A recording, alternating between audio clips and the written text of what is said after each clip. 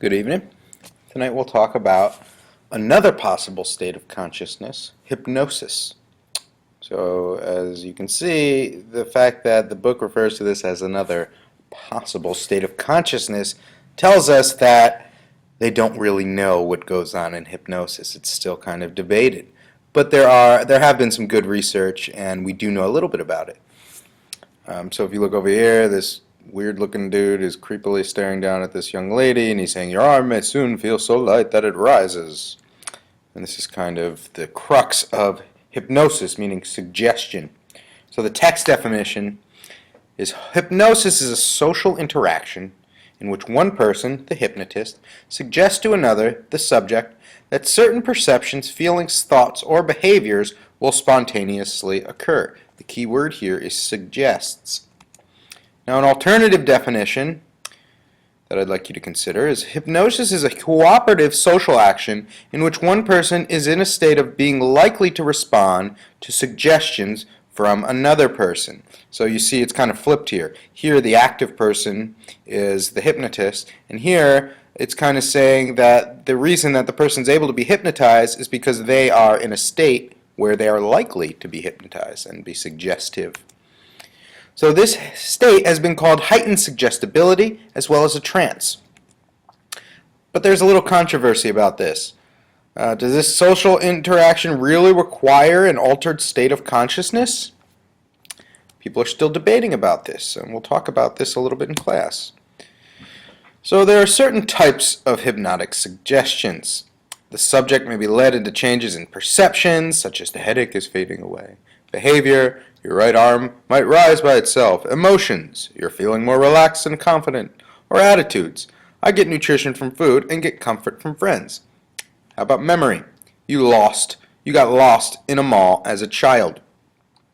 So the idea is that the hypnotist suggests these things, and if the person has a high rate of suggestibility, these things will be believed. So it's actually pretty creepy that can occur.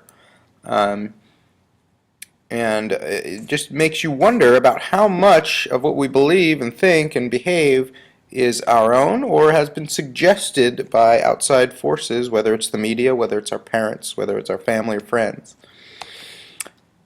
So induction into hypnosis, this is the inducing of a hypnotic state, and it's the process by which a hypnotist leads someone into the state of heightened suggestibility. So in old TV shows and movies, you might see the guy like waving a pocket watch back and forth or something like that. That's the stereotypical image that I have in my head.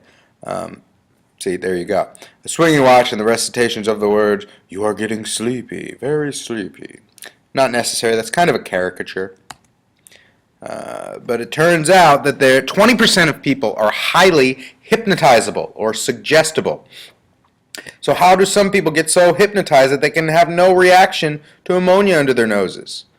Well, it turns out that these people seem to be more easily absorbed in imaginative activities.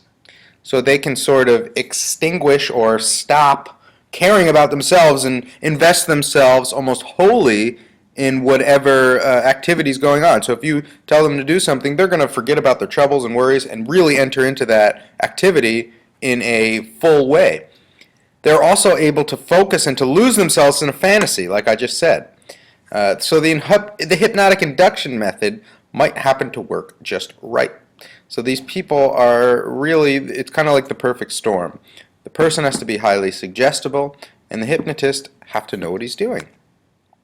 So there's a few theories that explains hypnosis. As I said before, it's still a hotly debated issue, meaning there's not one answer as to what happens during hypnosis.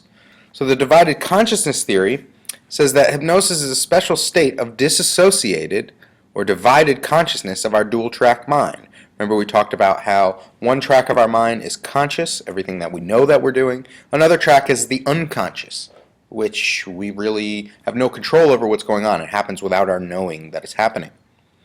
Another theory is the social influence theory, stating that hypnotic subjects may simply be imaginative people who go along with the subject role they have agreed to play. So in either case, attention is diverted from whatever happened. In this case, we'll go with this example. Attention is diverted from an aversive odor. For example, the ammonia that we talked about before. How does this happen? So the divided consciousness theory says that it has caused a split in awareness. So we focus on the unconscious rather than the conscious ammonia smell that's in our mouth. We focus wholly on what's happening unconsciously. In the social influence theory, the subject is so caught up in the hypnotized role that she ignores the odor. She's so involved with what is going on that she doesn't even realize what's going on with the ammonia. It might be a little bit of both, however, the verdict is still out there. No one really has come to a consensus as to what's going on. So we can theorize about this all we want.